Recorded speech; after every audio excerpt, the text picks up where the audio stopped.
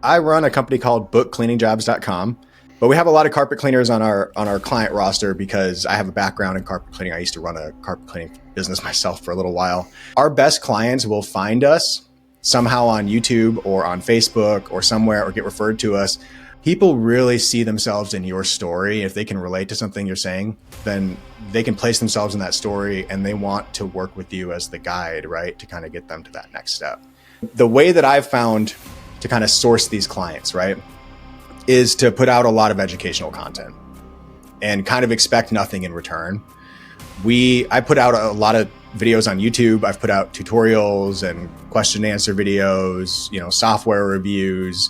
That actually has really worked for us as a strategy. Within about 6 months, we had figured out how to start bringing in jobs for this new carpet cleaning company that we started.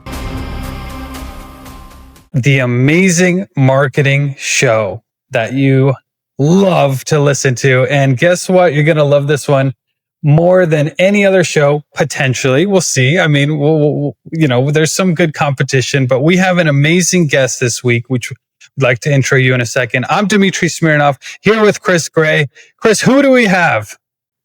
Dmitri, we have Ruben Rock. Drum roll. Man, I can't even, I don't have an official intro for you, Ruben. So this is all me just talking.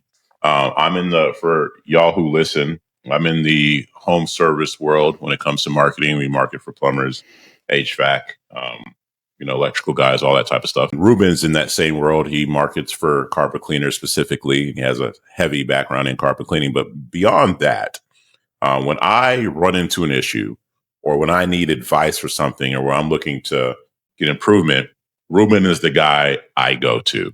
Shoot, I think I paid for 2 meetings in the last, 60 days or 40 days or something with Ruben because we're doing PPC stuff. Point being is I love what I do, and I consider myself to be no slouch in what I do. It's a part of me. It's not just something I do. I hope that you would feel what I'm saying when I say, hey, I go to this cat for advice. I'm not watching some YouTube or whatever it is. This is the guy I go to. I think that says to me, it's a big respect to Ruben. Like, yo, man, you are phenomenal at what you do when marketing, specifically in the home service world. And beyond that, beyond just the knowledgeable stuff, Ruben is a solid dude. Dmitri, you know this when we're at, and let me wrap up this intro here, but we go to these events, like these masterminds or whatever, and it's usually me rooming with Dmitri, or it's other people by themselves, other people rooming together. And I catch Ruben 2 or 3 times now with his family, his wife and his son. And he'll be in the lobby with them, talking with them. His son's talking to people, and then Ruben will come hang out with us. And I saw that. And that by itself said so much about Ruben to me, which made me even want to get to know him more. And so it's all consistent. Phenomenal dude, husband, father, great at what he does. I am grateful to be making a friendship with you. Grateful for you to be on this show, bro. Welcome. Thank you. That's maybe the most flattering intro I've ever had. Dude, I appreciate everything. It's been amazing getting to know you guys in the Mastermind recently and getting to know you guys on a personal level too. Man, I feel the same way. It's just cool when you meet people that, you relate to and you kind of look up to in a way, and you can get together and just figure out how to be better business people, better family men, all that kind of stuff together. It's cool. No, well, Ruben, we're so glad that you're here, and during this conversation, we look forward to exploring in depth a little bit more about what you do in marketing and what you do in your personal life, your family life, and any way, and how you got here in the first place. So we're going to explore all of that with you. But first, start us off. Tell us what is it that you really do? Yeah. So I run a company called bookcleaningjobs.com, which, as you said, we work with cleaners. So we work predominantly with carpet cleaners. We're a marketing agency. We also work with house cleaners, pressure washers, air duct cleaners, window cleaners. If you're in the residential cleaning business, we can probably help you out. But we have a lot of carpet cleaners on our client roster because I have a background in carpet cleaning. I used to run a carpet cleaning business myself for a little while. But we do their websites, their SEO. The other thing we do is run ads on Google, and we've gotten really good at that. We're able to drive results quickly for a lot of our clients and open up Google in a way that a lot of other agencies have struggled to do for this particular niche. And that's kind of been, I guess, one of the keys to our success. So we are, like a lot of other agencies, we just focus on the cleaning industry specifically. And, along with the marketing, I suppose we provide a little coaching and assistance along the way too. So what is it about cleaning specifically that really tickles your fancy? Yeah. I wish I had a really good answer for that. I had a cleaning business myself for about 5.5 years. And while I was running that business, I made an effort to get out and meet as many other cleaning business owners as I could. I kind of found some people that I shared a lot in common with. We were having a lot of the same struggles with our businesses. I was sharing some of the successes I had in mine.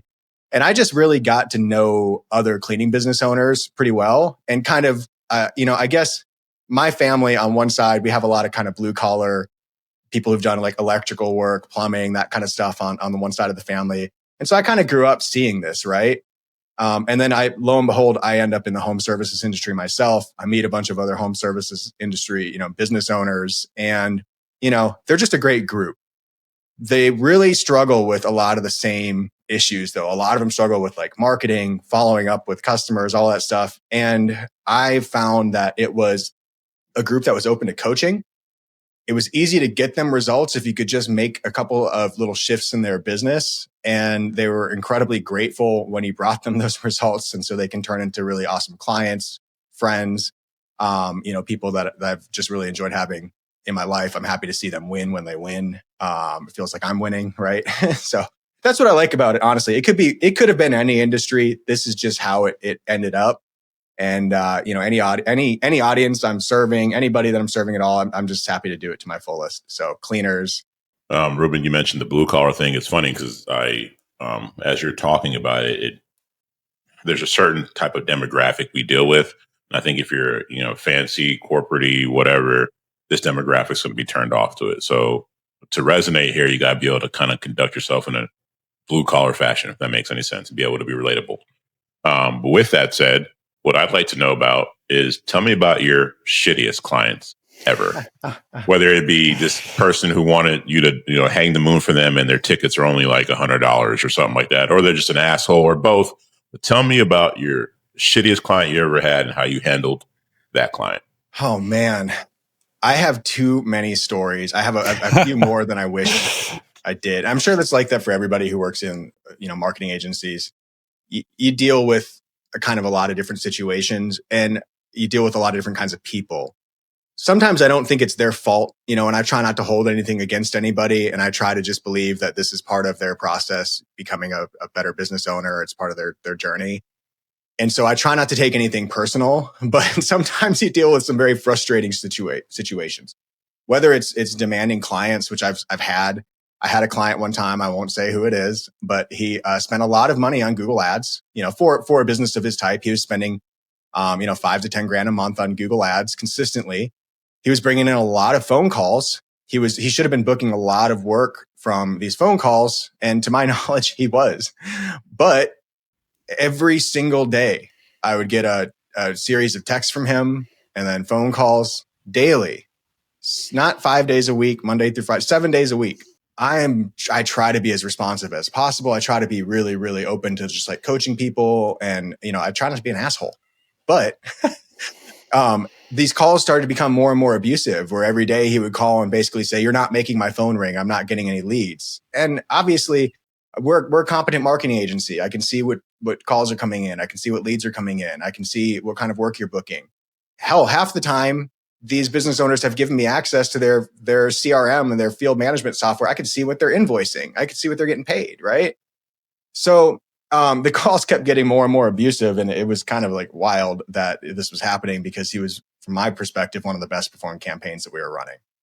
And that relationship fizzled out pretty quickly, just as a result of personality issues. And, that happens sometimes in this industry. You really try to fight for clients as long as you can and try to tell them like, "Hey man, I'm always here if you need something, but let's try to turn the temperature down a little bit when you call me. You can't be saying, calling names, dropping F-bombs at me, saying my team's screwing you over or I'm screwing you over." Like those kind of calls every day are just kind of unnecessary. And it's just, if I were having my employees field the calls at that point, I probably would have shut it down from day one. But, because I was fielding most of the calls back then, I let it drag on for too long, to be honest with you. So those types of experiences that I think they happen to pretty much everybody. But you live and you learn and you move on and you just try to help another business owner. I've got 50 million other stories like that, but I try to stay focused on like the people who are winning and are successful. And I try to just talk about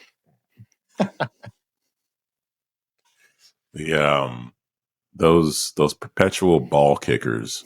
That's what me and my business partner call them. Is you just it's like regardless of what's happening, regardless of how good things, they're just there to kick you in the nuts every day. That's just like that's what they. And what gets me about that, Ruben, this could be said about any type of marketing field, but in our world, you know how it is. We're not just marketing; we're consulting. We're giving you game because we see so much. And sometimes you can get clients where it's like we're on the same side of the table, we're working together, we're trying to figure out how we can make this business grow. And then we can get another client and it's like we're on the opposite side of the table. And it's just this fight and I'm like, what are you trying to prove here? Like, I'm on your side, bro. Like, like Exactly. what? I'm here to help you. So anyways, I get it and that sucks. Yeah, you got to reframe those situations. That's exactly what I try to do. Like, hey, I'm on your side. And if something's not going right, if something's going wrong, I genuinely want to know that so that I can follow up and take care of it, right? But sometimes the clients, there's certain people that, every relationship is combative. Every negotiation, they have to win it and feel like not only they won it, like you lost. And maybe it's mindset issues. Who knows what it is? But you just try to identify those things up front with people before you work with them and try to screen them out. Well, one of the things that as agency owners, and a lot of our listeners are agency owners, up and coming agency owners, people that work with clients, and they're wondering how do I find clients who are not what you just outlined, but actually good ones? Are there any ways to filter for someone good right off the bat? And then what do I charge them and what's going to be fair? And same thing from the client's perspective is, well, they have a business, they need to make money. Okay, they're looking for agency help now. How do we do a fair pricing where everybody can win and everyone can collaborate and we are on the same side of the table? Yeah, pricing is always a big question when you're working with small businesses, home services, because they come in all shapes and sizes and they have budgets of all different types. And some clients, they don't have realistic expectations of what it costs to do marketing these days or what it costs to hire and work with people. And so what I've found to work for us is honestly to charge a little bit, I think, on the higher end of what our market expects. But from the outside, a lot of people may look at our prices and say, wow, that's maybe a little low actually. But for our market, I think it's a little on the higher end. And we kind of charge those prices because I'm really looking for clients who have genuine buy-in, who are genuinely motivated to make a change in their business for the better and are willing to put some money on the table to make it happen, who are not just looking for the next cheapest solution, the next, fly-by-night agency or tool or whatever that's going to be the silver bullet to help them win this week. And then they're going to get fired next week and try the next one. So we try to look for people who want a long-term relationship, a partner that can help them, in more ways than one, and are financially able to, make a commitment. It's hard to find those clients sometimes because there are, I think, a lot more of the clients who, they're owner operators or smaller operations who really don't have a lot of money to put on the table. The way that I've found to kind of source these clients, right, is to put out a lot of educational content and kind of expect nothing in return. I put out a lot of videos on YouTube. I've put out tutorials and question and answer videos, software reviews, how to get, traffic from Google, SEO strategy, ad strategy, all that kind of content for years on YouTube. And that actually has really worked for us as a strategy because what tends to happen is our best clients will find us somehow on YouTube or on Facebook or somewhere or get referred to us, but they will end up spending time watching videos that we've put out and they will warm up to our way of thinking, the way that we, help cleaners, the way that we generate traffic from Google. They'll start to think this seems like it could be a good fit for my business. And this company, Book Cleaning Jobs, or this guy, Ruben, seems really genuine and like he knows what he's doing. And and, he could help me out. And over time, that relationship kind of develops as they watch more and more of our content. We kind of bring them in with ads and turn them from a viewer into a lead and ultimately into a book call and a customer, a client. But we try to warm people up before they sign up as clients rather than kind of come in cold and offer to do somebody's marketing. We find a lot more long-term relationships that way. Yeah, that's an interesting point. It's not, a lot of people think you run ads, you get clients, you get paid. And that's not really how it works. It's a long process, a long funnel. You're putting out content. They're starting to get to know you. And then eventually lead, phone call. Okay, now we can have that relationship. And by the way, and we learned this, Chris, you know this too. We learned this in these masterminds. And by the way, side note, Ruben Rock is on the faculty of one of the most elite premier marketing masterminds in the whole world called Driven. He's a faculty member, so we are absolutely learning from the best. We got Qasim Aslam, Jason Fladlin, Perry Belcher as the 3 leads, and then the faculty is unbelievable. Like we had Rachel Miller recently, there's Steve Sims, of course, Ruben Rock, and so many others. It's really an incredible mastermind. It's an incredible group of entrepreneurs. I'm, even though I'm there as faculty, I learn from everybody that's in the group. I've been soaking it up since I've been able to be in Driven, and it's really, really leveled up a lot of things for me. Mindset, just everything. It's an amazing group. Well, give us some tips that agencies or even independent contractors just trying to break in, or even people in with a cleaning business that want to do it for themselves. How do you make content that people are actually going to watch? That's a great question, guys. It is a fine line. When I first started out making content for cleaners, I kind of stumbled on interesting content for cleaners. I didn't know what I was doing. I just got lucky. And I've watched a lot of other people try to make content and not get much traction with it, not get many views on YouTube.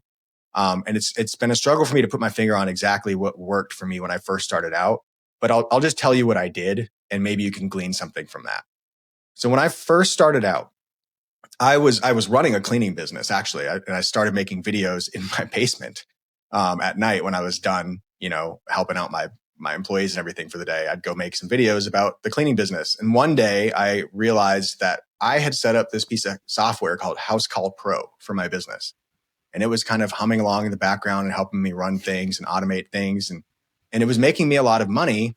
And so I decided to just, I was looking up something on how to do something with House Call Pro on YouTube. And I was realizing there's not many people talking about this on YouTube, right? So I put together randomly just like this little short how to use House Call Pro for your cleaning business course. That was like 10 videos, maybe 3 minutes long a piece. Just how to do like 10 things inside of your House Call Pro account to help your cleaning business. And that little series gained a little bit of traction. And I started to get comments and questions and people reaching out and saying, hey man, can you help me do this in my business? You seem to know a lot about this. And so I stumbled on something that worked for me pretty quickly. It was like to talk about the software that these people are using in their business, the things they're struggling to integrate, the things they're struggling to make work.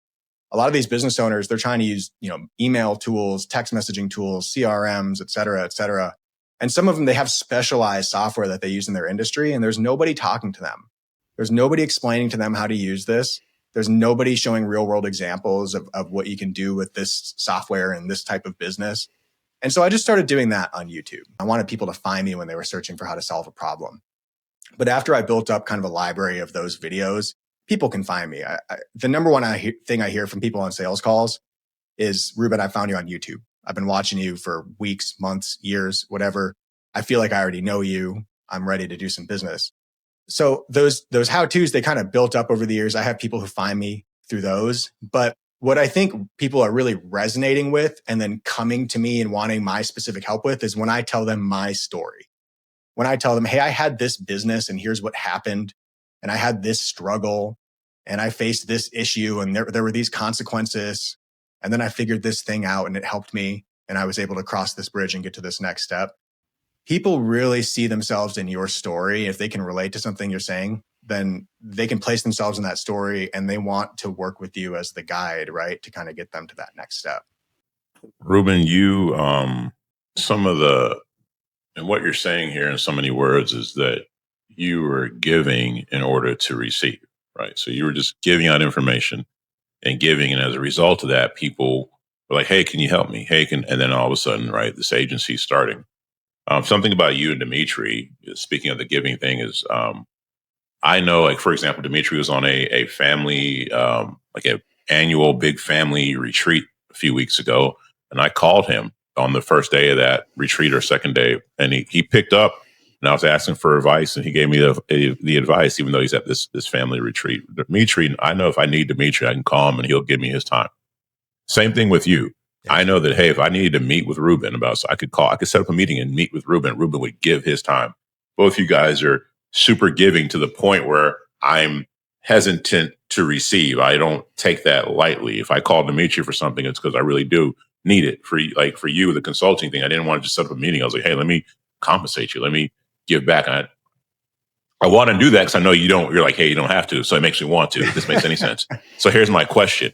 And then go to you and Dmitri or whatever. But tell me about a time, whether it was personal or professional, where you felt like someone was taking too much, just leeching off of you, personal or professional, and how did you put an end to it? One of the issues I've had to combat in my business is I do a lot of sales calls, right? But the way we position our sales calls is not, hey, hop on the phone and I'll give you my sales pitch, and then you can decide if you want to buy. We offer to do what we call a growth plan call, which is sort of like a strategy session or something, where we'll hop on and talk about your specific situation and goals and all that. But a problem that I've had with this model, and that I'm sure other people who are experts in their field, who are perceived as experts, and people really want your time specifically and your knowledge, is that people will sign up for a call with you just to get that time to ask as many questions as possible and try to get as much knowledge as possible. And that's perfectly fine. That's perfectly fine. But when you're trying to run a business and you need to kind of qualify the leads a little bit and decide where you spend your time, and you start to have, 7 or 8 calls a day, you really have to, decide who you can spend some time with. So one of the areas where I've identified that I kind of find these people who they reach out and they really need a lot of help, but they're not ready to pay for it, is on sales calls. And I've had to start qualifying sales calls a little bit more, asking people more questions before they hop on the phone with me. And, I didn't do that at first in the business.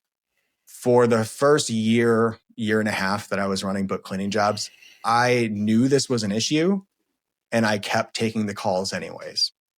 And I kept sitting on the phone with people for 40 minutes, 60 minutes, answering all of their questions, knowing full well that they were not interested in buying anything, that they just wanted some consultation. And I would do this for cleaning business owners every single day. I did it for a little bit for personal development. I knew that if I did enough of these calls and heard enough of their questions and answered them enough times, I would become sharper. I would understand what I was dealing with when I was on sales calls and helping business owners get over their struggles. It was informative for me. So I allowed it to go on for a while because it was useful for me. But now I've had to clamp down on it a little bit and just kind of qualify our calls a little bit. I usually don't turn people away and say, hey man, this time is really for me to talk about your goals and then tell you about our program. I usually will let people ask me their questions, and I will answer them and give them value back. What I've done recently, that's kind of a new little hack. I've started recording all of my calls, obviously, but now when I get a sales call that turns into a consultation that I know is going to be a consultation, if it's a really good call, I will actually ask them, hey man, do you mind if I share? You've asked some really amazing questions today. And we covered a lot of stuff that I think would be really helpful for other cleaning business owners. Do you mind if I share this recording with some people? I'll cut out all your personal information, but do you mind if I just share this with people?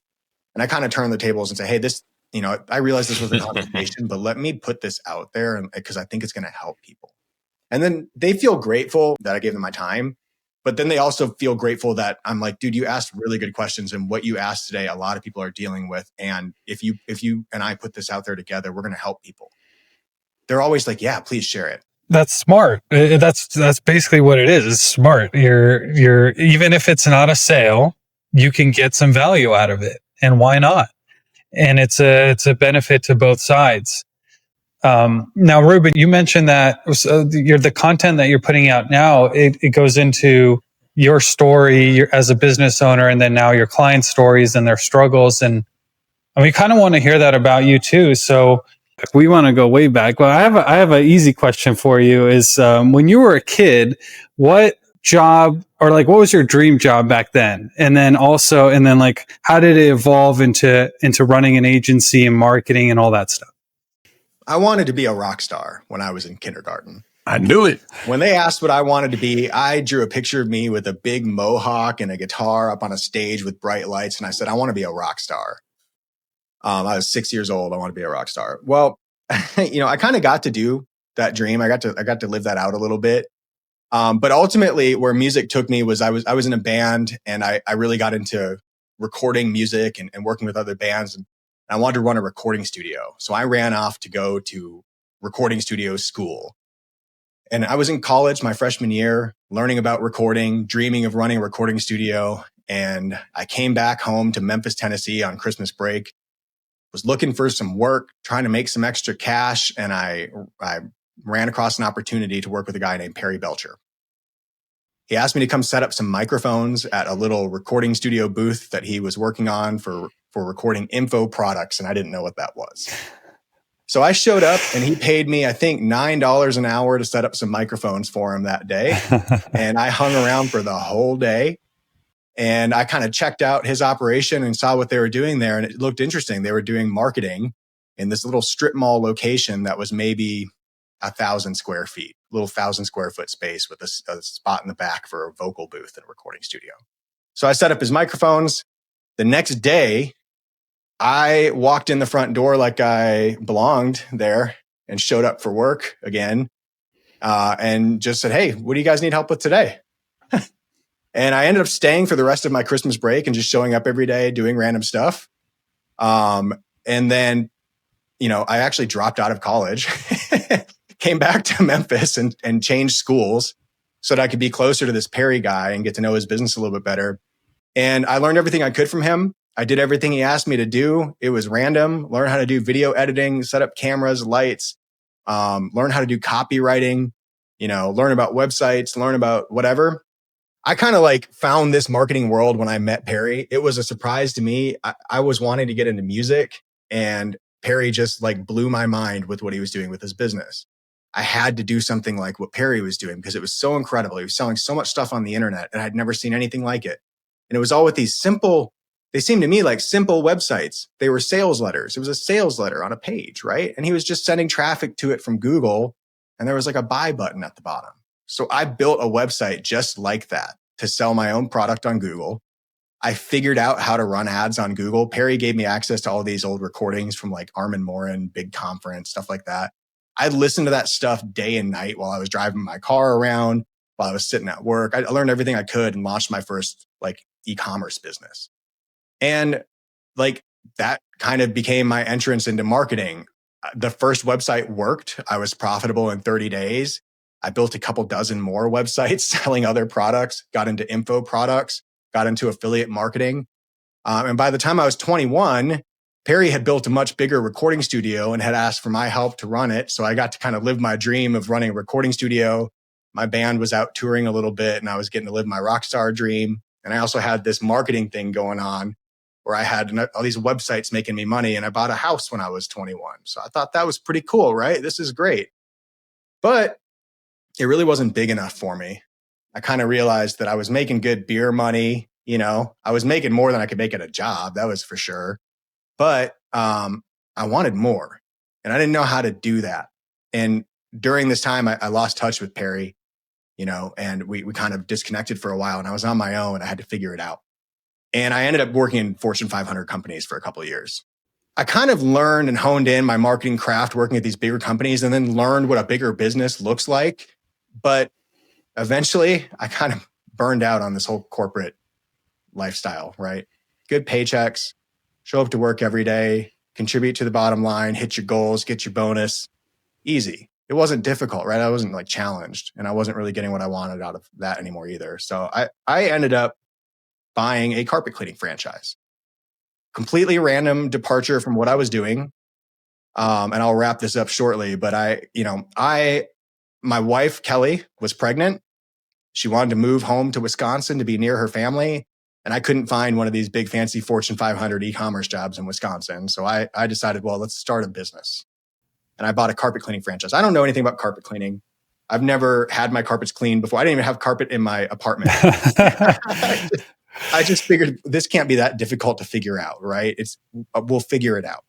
And if I buy a franchise, then I'll have somebody on my side to help me out. So we bought the franchise, we launched that. And it was kind of a struggle, to be honest with you, at first. But we quickly realized, okay, all this marketing stuff that I know, all this Google stuff, it's applicable here. We could use that, right? And within about 6 months, we had figured out how to start bringing in jobs for this new carpet cleaning company that we started. So we bought this business in Milwaukee, Wisconsin, moved there, had a baby, started bringing in carpet cleaning jobs. And within 6 months, I had hired a couple guys and was out of the van and didn't need to clean carpets anymore, which is great because I'm a terrible carpet cleaner. The guys I hired are way better at it than I was. So we ran that business for a few years. And honestly, the carpet cleaning business is tough. We learned a ton. We had every problem under the sun that you could have as a cleaning business owner. We dealt with all of it firsthand: tax issues, employee issues, all kinds of issues. COVID, right? We lived through all of it. And I started consulting for cleaners while I was on the side. I'm kind of on the side. I was running the marketing for about 24 other carpet cleaning businesses while I was running this cleaning business of my own. And one day I kind of realized, hey, I'm having a bigger impact helping all of these other cleaning business owners with their business. And my business over here, it's growing, but it's only going to grow to a certain size. And the profitability is going to look like this. And the stress level is going to look like this. And, I'm really getting a lot more satisfaction out of what I'm doing, helping these other business owners. I think I can have a bigger impact here. So we sold the carpet cleaning business. And we went full-time into marketing for cleaners. I did a little stop along the way at a marketing agency and kind of learned the business just so I could get my chops up. And then we went full steam into the industry, advertising for cleaners, right? Started out just running Google ads for carpet cleaners and kind of grew it from there. That was a very long story. I hope something that was useful to somebody, but that is how I got here. This is how we got here. I love the journey. And a couple of points is when you first met Perry and you saw his website kind of running ads. And to me, it sounds like a video game. And this is the best video game ever. You just put some stuff up and then money appears in your bank account. It's not the fake video game bank account. It's your real bank account. That's kind of neat. Yeah. That's why I don't gamble. I started running ads at an early age, and man, it's better than gambling when you can put $1 in and get $4 out. Yep. Yeah, 100%. But okay, so actually that was quite an interesting story, because I think so many spots along the way is where most people would have either never taken an opportunity or have given up on opportunity, especially if you're a budding rock star, you're starting a tour, you're in there, okay, you want to make some extra cash, you're setting up mics. Most people would set up the mics and peace out. How did you know to recognize this is actually a big opportunity here? It must have just been dumb luck. I don't know. I had never met an entrepreneur before. Not one that I remember, right? Nobody stood out to me as an entrepreneur until I met Perry. And I don't know that Perry was a big household name back then. Obviously, people in marketing knew who Perry was, and there was kind of an inside click.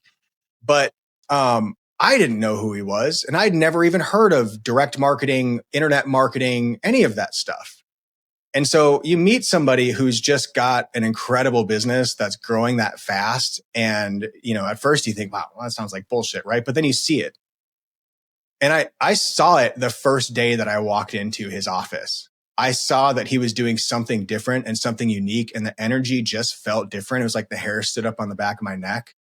And I kind of knew I was in one of those moments, like, I don't know what's happening right now, but this is important and I have to be a part of this, right? And it's kind of like how I feel about Driven and some other things that have happened along the way in my life. You just know you're in the right place at the right time, and that it's time to stand up and do something and not to back away from it. And I felt that way as soon as I went to work for Perry. I knew I had to be there. The money didn't matter. What mattered was that I knew I was going to learn something interesting, and I just had to see what this guy was doing and go deeper. Ruben, I hired this guy to start doing our pay-per-click for us. This cat out of Kenya, real smart dude. Shout out to Michael. And he asked me a question. He's like, hey, man, if you could go back 10 years and give yourself a piece of advice, what would that be? And long story short, I basically said, hey, man, find people who are doing what you want to do and get around them. Meaning, the biggest changes I've had in my life is because I got around people who are doing what I wanted to do. And specifically good people, not just anyways. When I say good people, like overall good people who happen to be successful at what I want to do. And so your story kind of resonates with that. Or it does resonate with that. You got around Perry and it changed who you are. And so then let me go ahead and land this plane. Here's my question. When I went to the very first Driven event, it was probably my second mastermind I'd ever really been to. It was me for the first time that I was getting out there. The imposter syndrome was crushing the weight of it. It was just I was a scared puppy in that room at that time, right? Felt like I didn't belong and blah, blah, blah. Fast forward to now, it's a different mindset. My question to you is, when you walk in these rooms or you got in these situations, have you ever had to deal with the imposter syndrome? And if so, how did you fight it, get over it, so on and so forth? I didn't know what I was doing when I went to work for Perry. He asked me to set up some microphones. I was qualified to do that. I didn't know how to set up a whole recording studio, how to get the software going. I didn't know anything about video. I just swallowed my fear and said, yeah, sure, dude, I can figure it out, So I guess at a young age, I've just kind of been the guy who says, this is scary. It's, I can feel it right here. I can feel it in my throat, and that means something. And so I'm going to swallow my fear and I'm going to try to stand up to this and do something. And so I kind of feel that when I'm in that imposter syndrome moment where I'm like, do I belong here? I felt that when I joined my first Fortune 500 company. I went to school for psychology. I didn't go to undergraduate school for marketing. And then I get asked to join a Fortune 500 e-commerce team and contribute to AutoZone.com, on a weekly basis. And I was terrified. I was a kid. I didn't know what I was doing. I didn't feel qualified to do that at all. I didn't feel qualified to be in the room. I bought 2 suits for that job because I was so nervous about what people would think of me when I showed up to work. I think I wore a tie every day to work for the first year. So, sometimes you just have to put on a suit and pretend, right? Pretend that you do belong. Sometimes you just have to swallow the fear and say, you know what? I'm in the room. And so that means I do belong. And whether I'm at the level I feel I should be at right now is not important. What's important is that I recognize, the opportunity for me to grow to a different level. It's that whole, fake it till you make it, right? If you're not feeling confident, you still put your shoulders back, chin up, and just walk as if, right, until you step into that. I will say, though, it helps if you have the results to back it up. Yeah. It helps if you know that what you're selling, you can truly deliver, and that, you're going to get the satisfaction rates from your clients, or you're not going to get 50% refund rates or something stupid. If you know that what you're doing works, it will give you the confidence that, you can scale up to whatever level you want in life. I think the confidence of doing work and getting results, I think that means a lot. A lot of people, I think, they feel imposter syndrome maybe because they haven't, accomplished something that they feel like they should have accomplished. And sometimes maybe that's real, right? Sometimes maybe people feel imposter syndrome because they're selling something that they're not sure works, right? Or they're presenting themselves in a way that is really not true, right?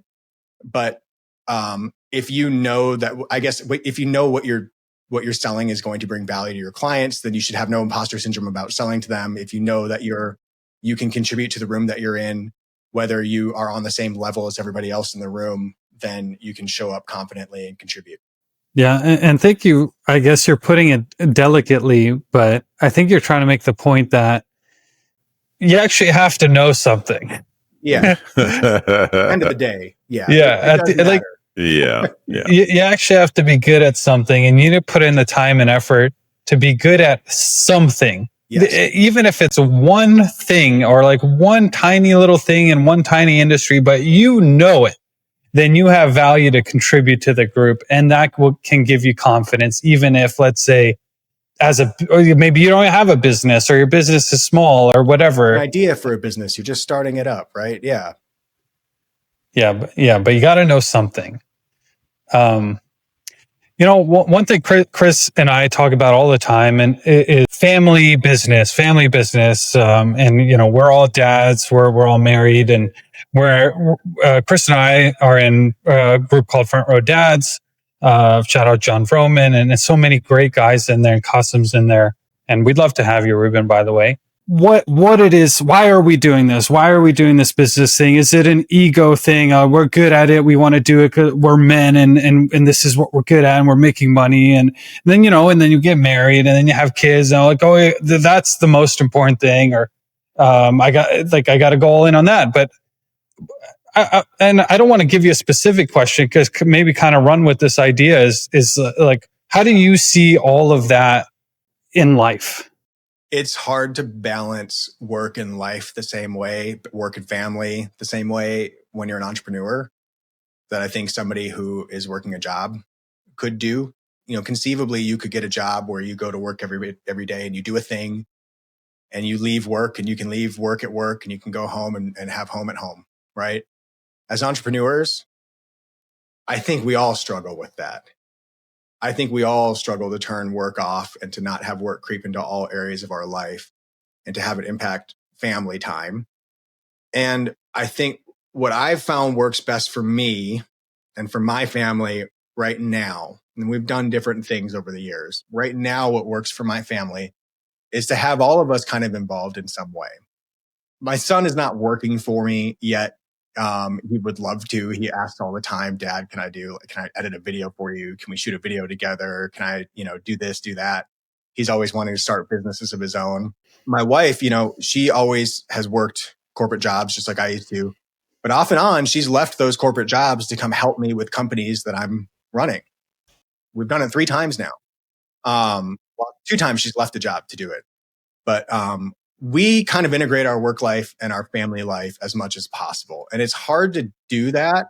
Not everybody's partner is going to be open to this. I have friends whose partners are not open to this. They don't want to be involved in the business yet. They don't want, for the whole family and the life to be about the business. And I think in some ways it's probably healthy to not have your whole life be about a business. But right now, for the purposes of meeting our goals, we have kind of like put the whole family on board with, we are running this company. It's doing great things for a bunch of people. If we keep contributing to this, then it's going to help us meet some of our goals, which we have kind of a vision for our family and where we want to go. And so, as needed, we all step up and we just kind of do what's needed to contribute to work, right? So we talk about work at night. We talk about work over the weekend. We talk about work whenever. It's okay. We just do it. My son's aware of what's going on at work. He's aware of when we get clients, lose clients, when there's big opportunities. He comes to masterminds with us and he stays at the hotel and travels with us.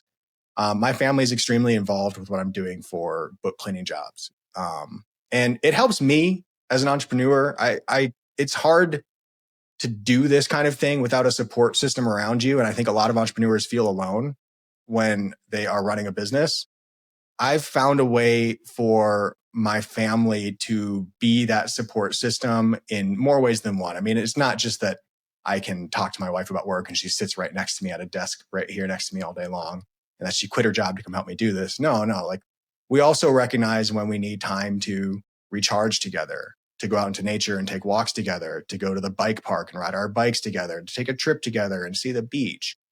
Or to talk about, things that are going on outside of work that are important. We try to balance it all together, but we also don't try to shy away from the work. We don't try to set the clock, 5 o'clock, I'm done with work today. Now it's family time. We just let it kind of happen organically. And sometimes it's good. Sometimes it's stressful, but we just kind of work together to keep it on the rails. Speaking of that, Ruben, Dmitri just had this moment. He had a housewarming here recently. And that is housewarming. He had a few of those, it's what it's all about moments where he's looking out and he's seeing people play and the kids are running and the dogs are chasing each other. He has this land and everybody's eating and having fun. And he's just able to kind of observe, take it all in. And this is kind of why we all do it. One of those moments. Those moments are, for me, hard to come by. When we get them, there's something to bask in and appreciate. So, can you recall any of the this is what it's all about moments. Because again, you and Kelly, and you're stressing your son seeing it, you're dealing with all this shit, but can you share in those moments where you're like, you know what, this is why I do it? Yeah. We try to make sure that we have these moments sometimes, because you can't just keep going forever and ever and ever without having a resolution to things. I don't stay. One thing I've done is I haven't stayed in the same business for, longer than 5 or 6 years. I like to start a thing, kind of capstone it, and then start the next thing and kind of grow, right? I've had a couple of really cool moments in my life so far where I've gotten to experience that, like, wow, I've this is amazing. I can't believe this just happened. One moment was I sold my carpet cleaning business, and it had been one of the most difficult years of running the business that I'd ever had. But we somehow pulled it off in spite of COVID and in spite of everything else trying to take us down.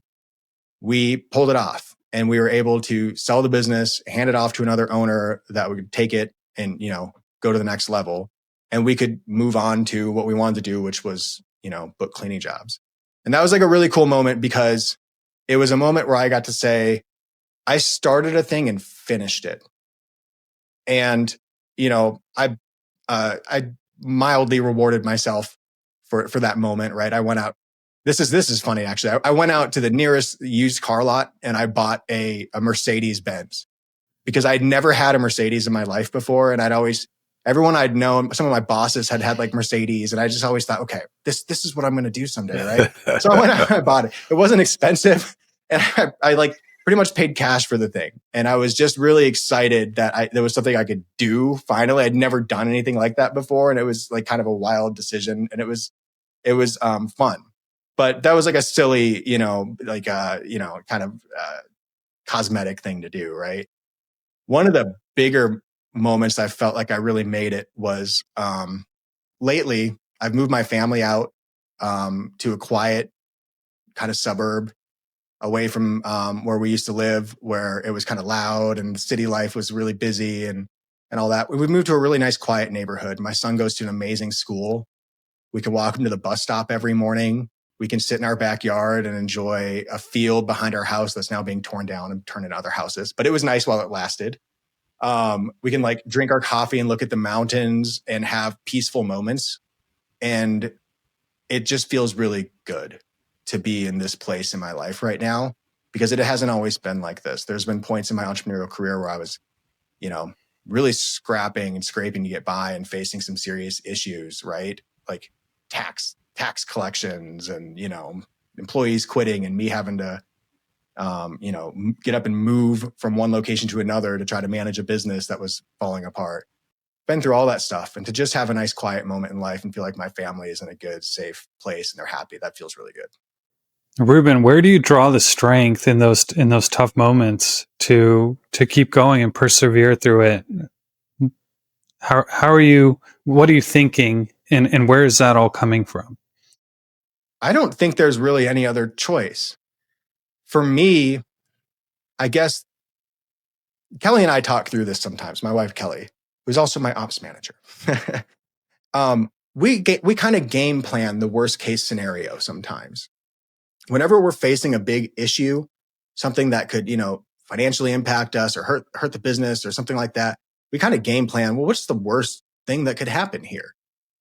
Let's say we make all the wrong decisions or we do nothing at all and this totally consumes us and takes us down. What's going to happen?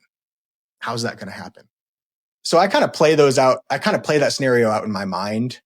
And to me, nothing's going to kill me. I could lose a business, I could lose a house, I could lose whatever. I'm still going to be alive tomorrow. So the risk is that I might lose something, sure. But the reward is that I might gain something, maybe bigger than, a business. Maybe it's some knowledge that's going to help me help other people, help me in life, right?